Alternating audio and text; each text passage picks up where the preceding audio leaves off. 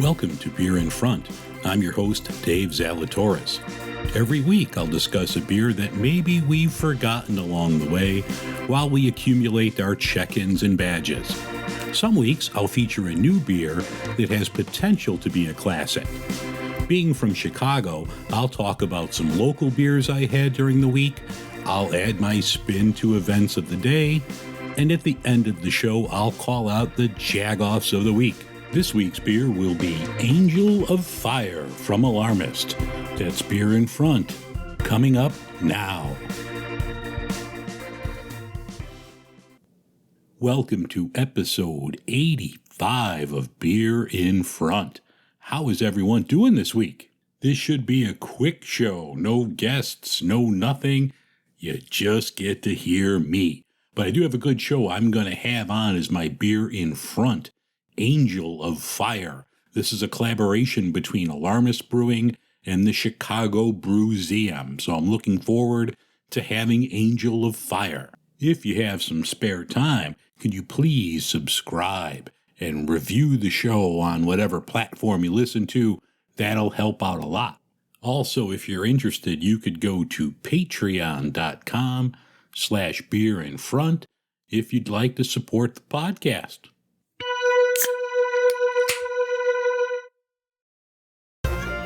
Today's podcast is presented by Podgo. Podgo is the easiest way for you to monetize your podcast, providing podcasters with a flat rate for ad space so you always know how much you get when you include an ad from Podgo. Apply today to become a member and immediately be connected with advertisers that fit your audience. That's podgo.co. at podgo.co. And be sure to add my podcast, Beer in Front, in the How Did You Hear About Podgo section of the application.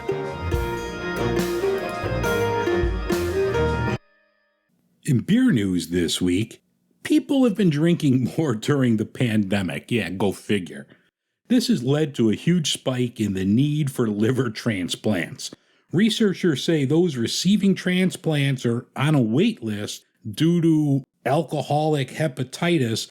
They've gone up 50% than what was predicted. So maybe we should all lay off the sauce a little bit. Don't ever let it be said that I don't give good, important information on the Beer in Front show. Busch Beer and David's Bridal, they're joining forces for a spectacular wedding dress done in, I don't know, maybe it's traditional. I don't know if you'd call it Victorian. I don't know what the style is, but it's camouflage.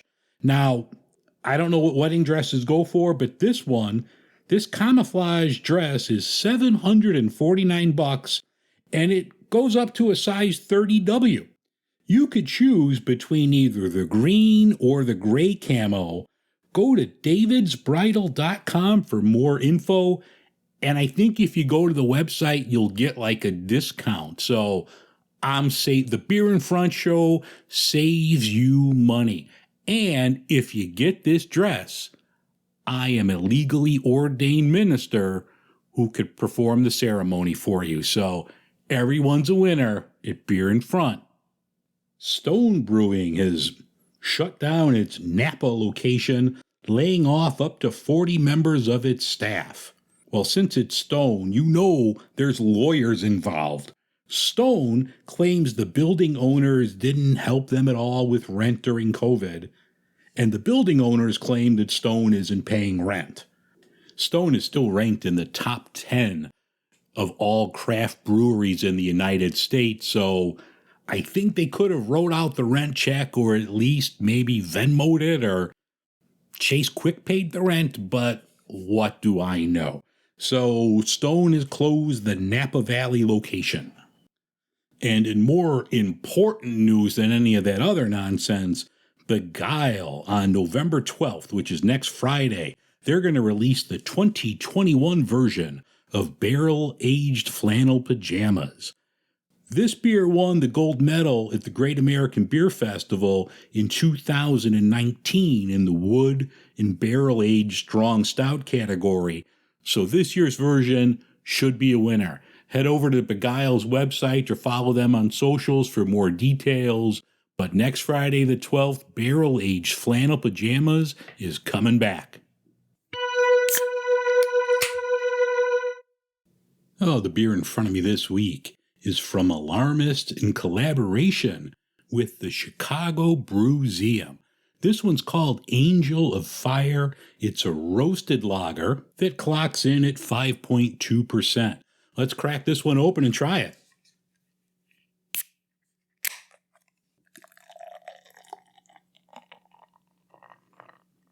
Oh, wow. Angel of Fire is dark. I knew it was roasted, so I should have expected more, but I wasn't expecting almost porter-like color. This is very dark, but has a terrific aroma on this. Yeah, I'm really picking up the malt on the aroma. Let's give this a taste. Oh, wow. That's really good. The first thing that I'm getting is like the chocolatey notes from the roasted malts, the debittered black malt. So I get a nice chocolatey taste to this. And then it's a Pilsner, so it doesn't have, it's a nice clean finish. Yeah, this is really good. Yeah, this is excellent. You get a little, like I said, I'm getting like chocolatey notes to this from the malt. There's some sweetness at the end from, it has Pilsner malt, dark Munich malt, caramel Munich malt. So you're getting a little sweetness at the end from that. But I just want to shut up and drink this. This is really good. Like everything Alarmist puts out. Alarmist doesn't make a bad beer. Yeah, this is outstanding. The more I have of this, the more I like it. I'm picking up some coffee notes in this as it warms up a little bit. But no, like I said, this is fantastic. Highly recommend this. If you're in the Chicago area and you see this, this is from Alarmist in the Chicago Brewseum. It's called Angel of Fire Roasted Lager. Definitely pick it up. And it's a cool story. The beer was named after Anna Elizabeth Hudland and her husband Joseph. Joseph was born a slave in Virginia. He married a woman, Anna Elizabeth, and they came to Chicago in the 1850s.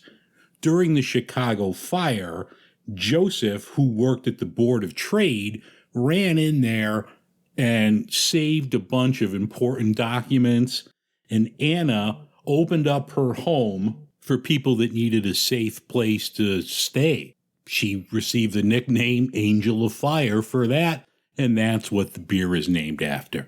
So once again, if you see it, pick it up. Also, speaking of the Chicago Brewseum, this weekend is a big event. It's their Beer Culture Summit. I spoke about this a few weeks ago. It's going on this weekend. You should check it out. I wish I could. It's my wife Ruby's birthday on Saturday, so I will not be able to attend or even any of the virtual events that they have going on, but I will definitely check that out next year. But grab the Alarmist Angel of Fire, head over to the Chicago Brewseum for the Beer Culture Summit.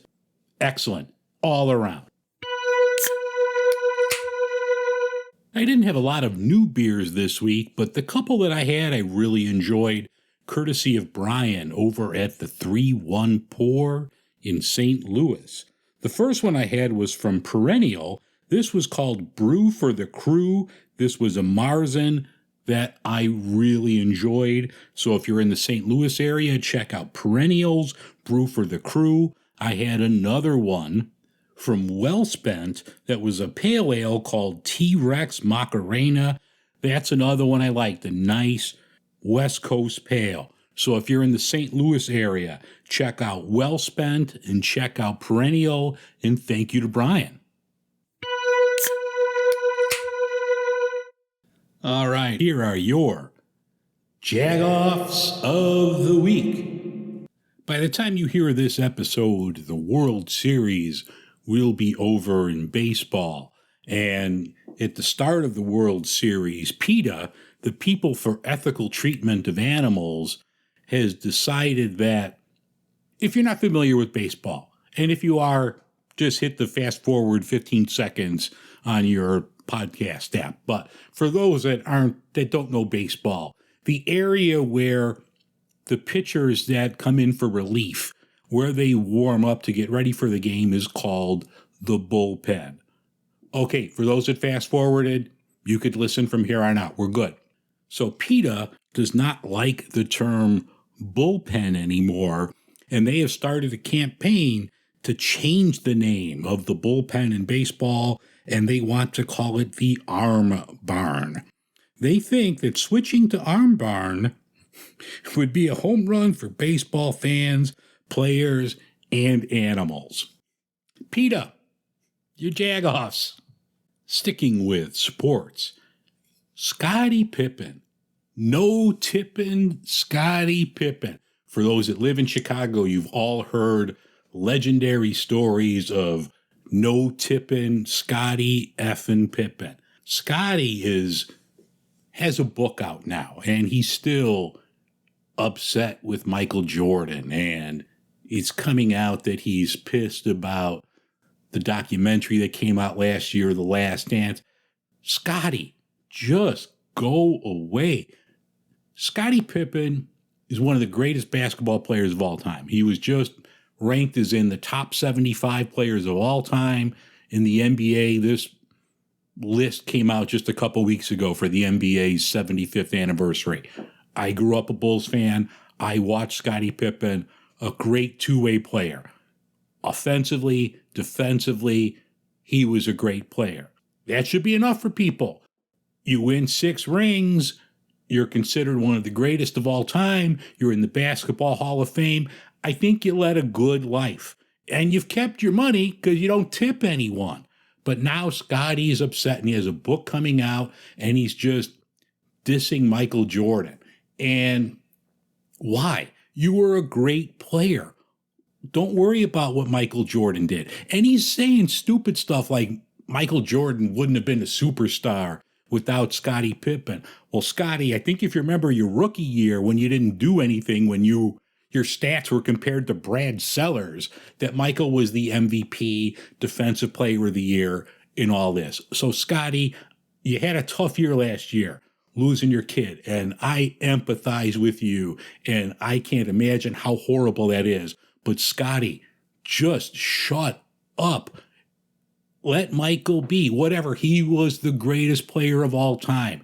You were the second best player on the greatest team of all time. That would be enough for most people. What are you going to be pissed at now that your jersey was in the wrong Everclear video, that you think your jersey should have been in Santa Monica instead of another? Scottie, just go away. Jagoff. The people at QAnon. Now, they always have these theories and all of that. So Tuesday, JFK Sr. and JFK Jr. were going to come back from the dead, because I guess they weren't dead, but they're going to come back from the dead on Tuesday. So that would have been November 2nd, if you're listening to this down the road. So on November 2nd, JFK Sr. and Jr. were going to come back from the dead at Dealey Plaza in Dallas, and JFK Sr. was going to proclaim that Trump is still the president. JFK Jr. is going to be his vice president. It didn't happen. I looked on the news. Now, maybe it was fake news and I didn't see it. Maybe they did come back and I didn't see it. And if that's the case, I apologize to the QAnon people. But no, they did not come back from the dead. Now, to add to this, not only was it going to be JFK Sr., JFK Jr., they added to it. Robin Williams was going to show up. Kobe was going to show up, and Dale Earnhardt. They were all going to come back from the dead for Donald Trump. It didn't happen. Then, of course, because their goalposts always move. They're always, well, this didn't happen, so the goalpost move. They were now all going to show up at the Rolling Stones concert in Dallas on the same day. And the QAnon people were confused. And I kid you not, you think I bullshit and I make this up. No, I don't. The QAnon people were confused and thought that Keith Richards, who was JFK Sr., QAnon, you're all jagoffs. Don't disparage Keith. Keith is my idol. Don't disparage Keith's name. Keep Keith's name out of your mouth, QAnon, jagoffs. But the real jagoff of the week is the neighbor who took pictures of this woman. This woman got out of an Amazon delivery truck. You see them, the navy blue Amazon van. This woman got out, was barefoot, and the Amazon driver must have got him a little something. Well, because this clown took pictures and posted it to social media, the Amazon driver was fired.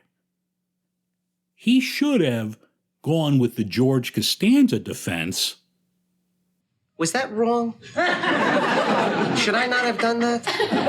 I tell you, I gotta plead ignorance on this thing, because if anyone had said anything to me at all when I first started here that sort of thing was frowned upon...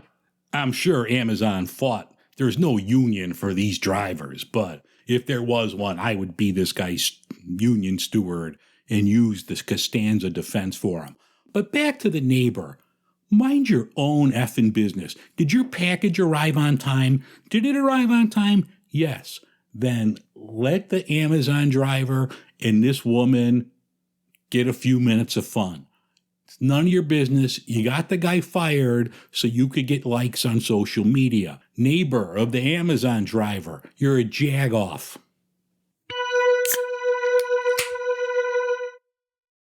That's going to wrap things up for this week's episode of Beer in Front. I thank you so much for listening. If you have any ideas or suggestions, you could email me at dave@beerinfront.com. You could also find me on Twitter and Instagram at beerinfront. On my link tree, I have ways of supporting the podcast if you wish, and that way I won't have to sell pictures of my feet on OnlyFans. Thanks again, and we'll see everyone next week.